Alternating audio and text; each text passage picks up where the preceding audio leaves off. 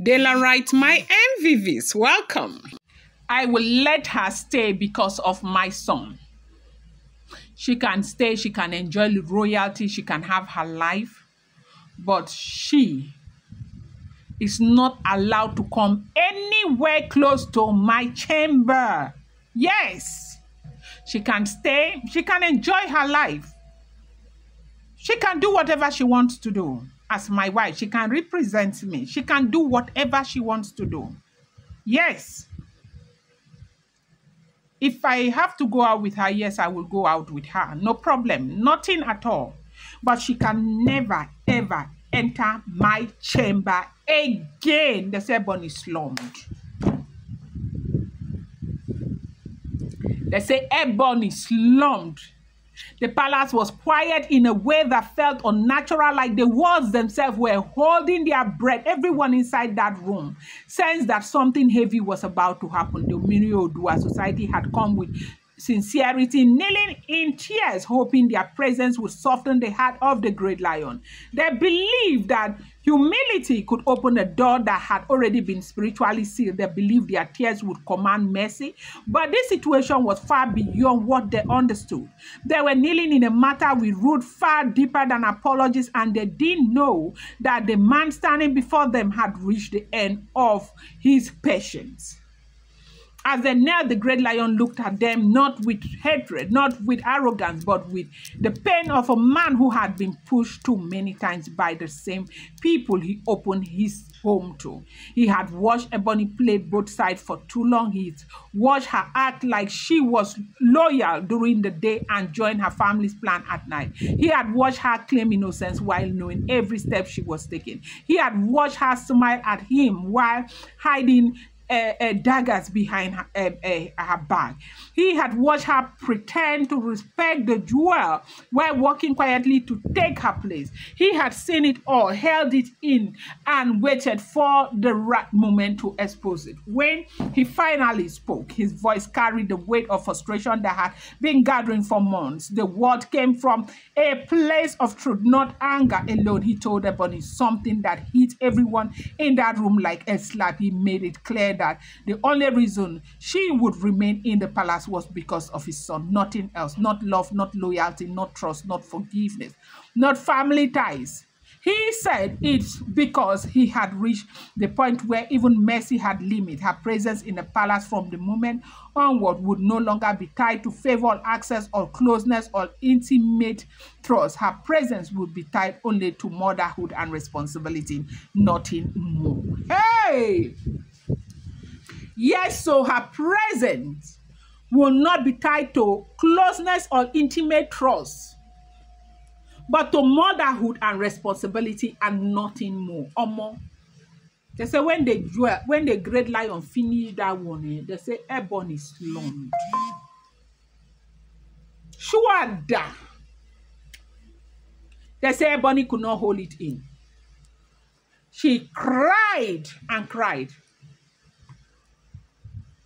He stripped her of her spiritual access. He stripped her of emotional access. He stripped her of the relational place she had been trying to manipulate. He made it clear that she could enjoy every physical comfort the palace offered, the food, the honor, the royal attention, the privileges of being a mother to his child, but she must never come near his chamber again. She must never cross that line again. She must never attempt to use closeness as a weapon again. She must never think of herself as someone entitled to his personal space again. But every other thing carry go at that shoe.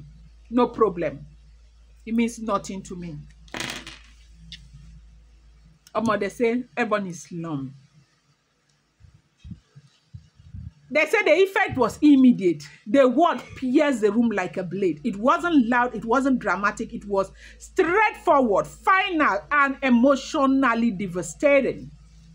The Ominrin Odua elders who knelt before him felt the sharpness of the decision more than Ebony herself at first. They realized they had not been called to mediate a small issue. They had walked into the final judgment of a man who had been observing everything for far too long.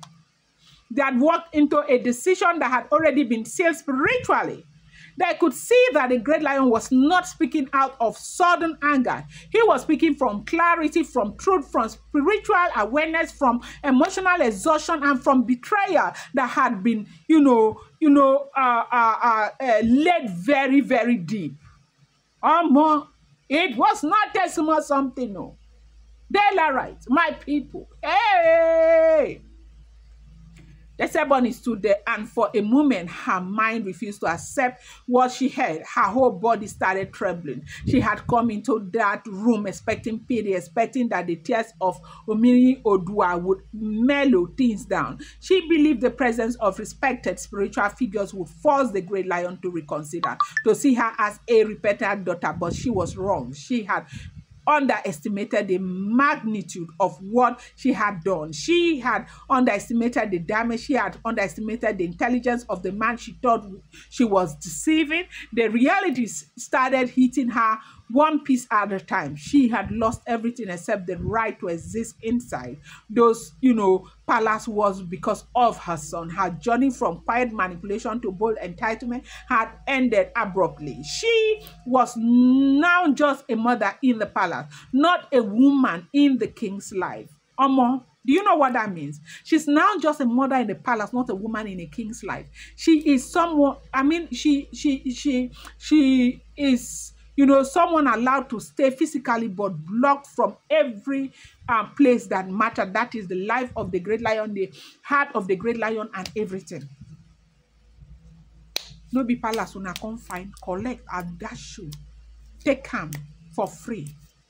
Before she could process it fully, her body gave up, her knees buckled, her eyes dim, her breath caught in her chest like something choking her from the inside. She slumped to the floor with both hands shaking. It was not fainting from shock alone. It was fainting from the sudden collapse of everything she had been fighting for. All the confidence, all the patience, all the entitlement, all the behind the scenes maneuvering shattered within seconds. The ground beneath her felt colder than it had ever been.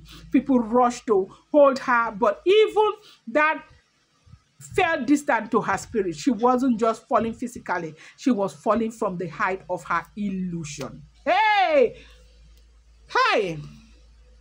They said the Ominrin Odua members were, crying harder now.